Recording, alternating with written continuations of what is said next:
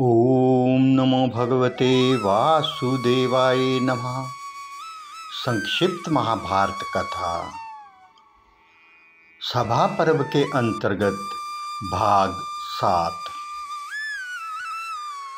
आज की कथा में पांडवों की दिग्विजय। विशंपिजायन जी कहते हैं, जन्मजय, एक दिन अर्जुन ने धर्मराज युधिष्ठिर से कहा, यदि आप आज्ञा दे तो मैं दिग्विजय के लिए जाऊं और पृथ्वी के सभी राजाओं से आपके लिए कर वसूल करूं। युधिष्ठिर ने अर्जुन को उत्साहित करते हुए कहा, अवश्य तुम्हारी विजय निश्चित है।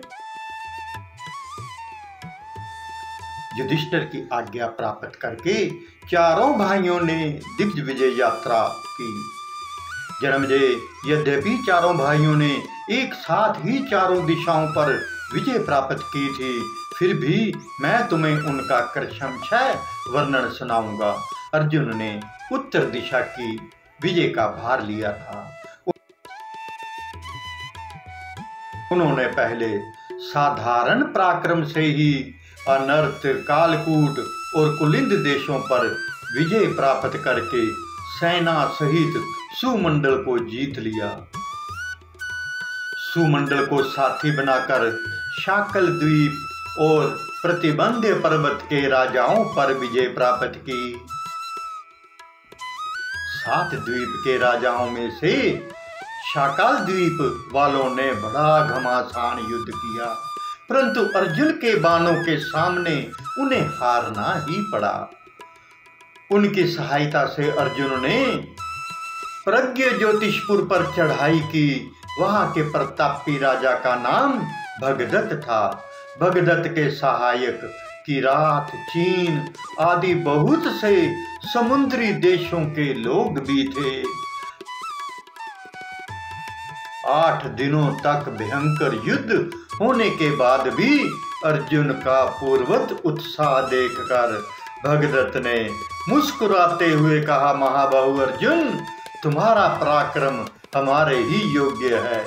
तुम देवराज इंद्र के पुत्र हो ना। इंद्र से मेरी मित्रता है और मैं उनसे कम वीर नहीं हूं, इसलिए मैं तुमसे युद्ध नहीं कर सकता। बेटा, मैं तुम्हारी इच्छा पूर्ण करूंगा।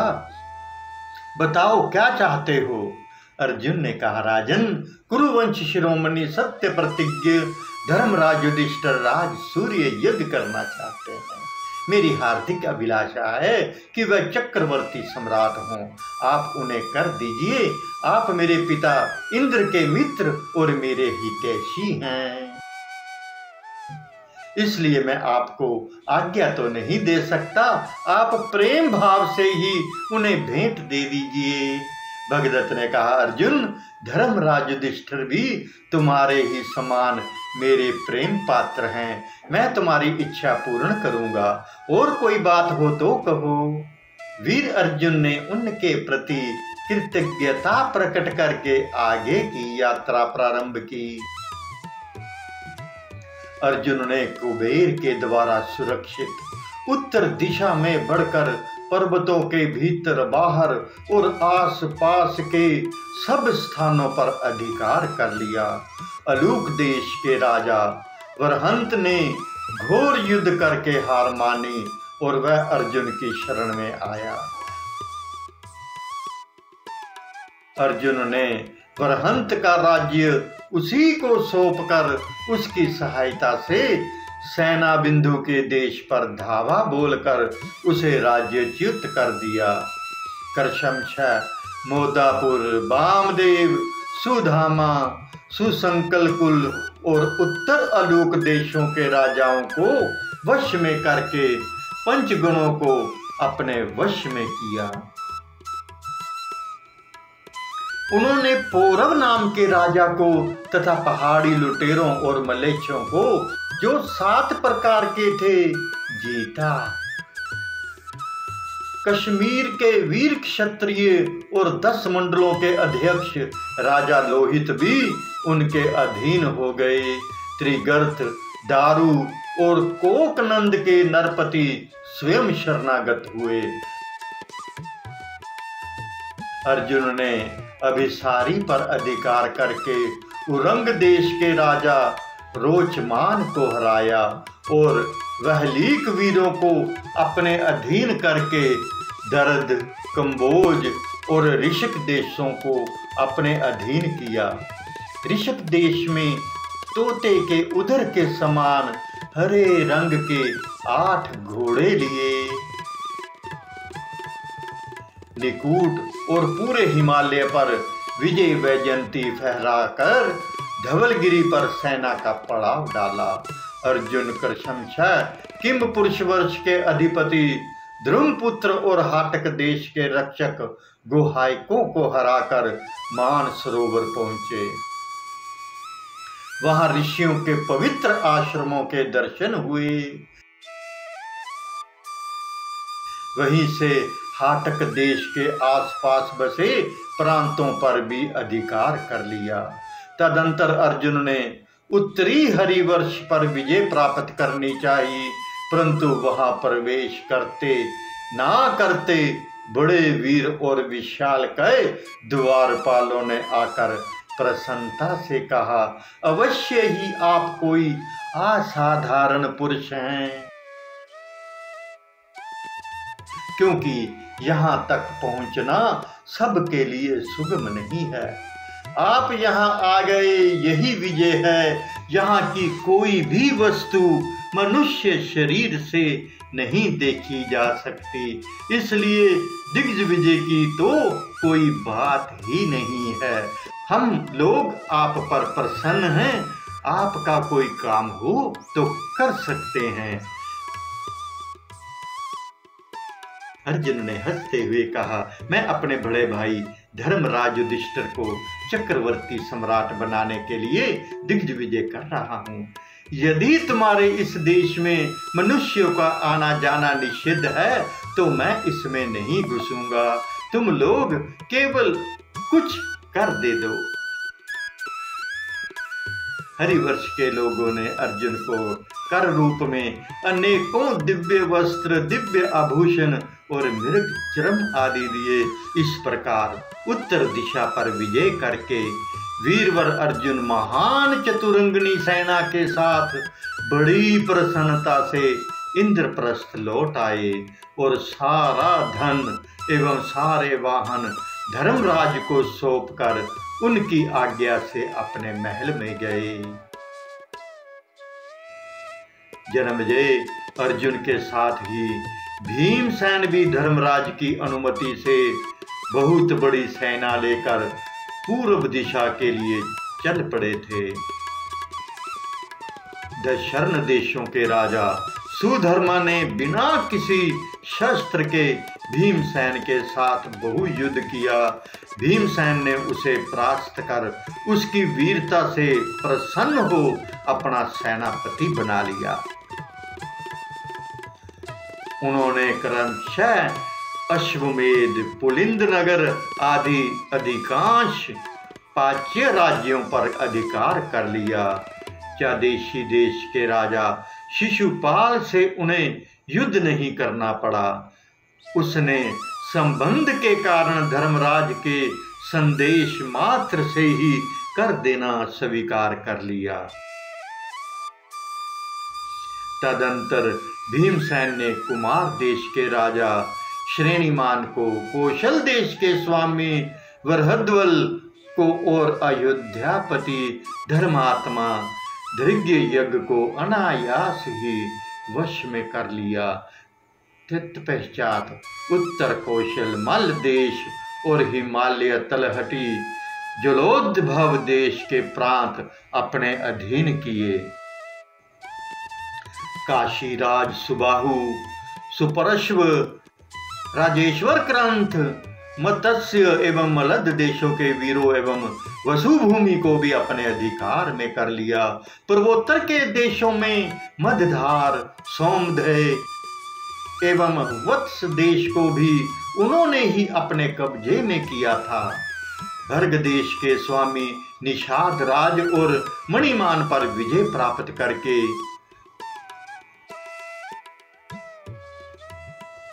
दक्षिणीमल और भोगवन पर्वत पर भी उन्होंने कब्जा कर लिया।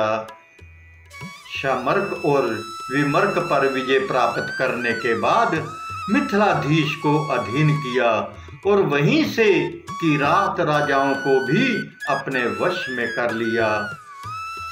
सहम, प्रसहम, दंड, दंडदार आदि नरपति अनानास ही परास्त हो गए। गिरिब्रज से जरासंध नंदन सहदेव को साथ लेकर मोधाचल के राजा का संहार किया। पौंड्रक, वासुदेव और कोशक नदी के द्वीपों में रहने वाले राजा भी पराजित हो गया। बंगदेश के राजा समुद्रसेन, चंद्रसेन, करवटाधिपति ताम्रलिप्त और सभी समुद्र तटवर्ती मलेच्छ भी उनके अधीन हो गए। इस प्रकार अनेक देशों पर विजय प्राप्त करके वीर भीमसेन लोहित्य के पास आए। समुद्र तट और समुद्र के टापुओं में रहने वाले मलेच्छों ने बिना युद्ध ही उन्हें तरह तरह के हीरे, मोती, मणि, माणिक्य, सोना, चांदी, ऊनी, सूती वस्त्र आदि दिए।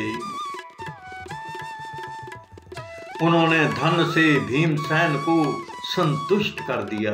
भीमसेन सब धन लेकर इंद्रप्रस्थ लौट आए और उन्होंने बड़े प्रेम से सारे का सारा धन अपने बड़े भाई धर्मराज को सौंप दिया। जन्मेजय उसी समय सहदेव ने भी बहुत बड़ी सेना के साथ दिग्विजय के लिए दक्षिण की यात्रा की थी। उन्होंने क्रमशः मथुरा, मत्स्य देश और अधिराज के अधिपतियों को वश में करके करद सामंत बना लिया। राजा सुकुमार और सुमित्र के बाद द्वितीय मत्स्य और पटच्चरों को जीता और बलपूर्वक निषाद भूमि, गोशरंग पर्वत और श्रेणीमान राजा को अपने वश में कर लिया। नर राष्ट्र पर विजय प्राप्त कर लेने के बाद कुंती भोज पर आक्रमण किया और उन्होंने सहर्ष धर्मराज का शासन स्वीकार कर लिया। इसके बाद सहदेव नर्मदा की ओर बढ़े। उधर उज्जैन के प्रसिद्ध वीर बिंद और अनुबिंद को हराकर वश में कर लिया। नाटकीय और हरेम्बकों को पराजित कर मरुध और मुंजग्राम पर अधिकार कर लिया। उन्होंने करशमशह, अबुर्द, वातराज और पुलिंदों को हराकर पांड्य नरेश पर विजय प्राप्त की और किष्किंधा के मैंध एवं द्विविद को जीता तथा महिष्मति पर धावा बोल दिया। भयंकर युद्ध के बाद महाराज नील उनके कर्द सामंत बन गए। आगे बढ़कर त्रिपुर रक्षक और पौरवेश्वर को वश में किया। सुराष्ट्र देश के स्वामी कौशिकाचार्य आकृत पर विजय प्राप्त करके भोजकट के रुक्मी और निषद के भीष्म के पास दूत भेजा। उन लोगों ने श्री कृष्ण के संबंध के कारण बड़े प्रेम से सहदेव की आज्ञा मान ली। वहां से चलकर सुपारक, तालकट, दंडक और समुद्री टापुओं को अपने अधीन करते हुए मल्लेच्छ, निषाद, पुरुषाद, कर्ण परवरण एवं कालमुख संज्ञक मनुष्य तथा राक्षसों पर विजय प्राप्त की। कोलाचल, सुरभिपट्टन, ताम्रद्वीप और राम पर्वत उनके वश में हो गए। राजा तिमिंगल, जंगली केरल, एक पैर वाले पुरुष तथा संजयंती नगरी उनकी हो गई। पाषंड और करहाटक भी अलग नहीं रह गए। पांड्य, द्राविड़, उड़, केरल, आंध्र, तालवन, कलिंग, उष्ट्राकर्णिक, अटवीपुरी और आक्रमणकारी यवनों की राजधानियां भी उनके वश में हो गई। सहदेव ने दूत के द्वारा लंका अधिपति के पास संदेश भेजा और विभीषण ने बड़े प्रेम से उसे स्वीकार कर लिया। सहदेव ने इसे भगवान श्री कृष्ण की ही महिमा समझी।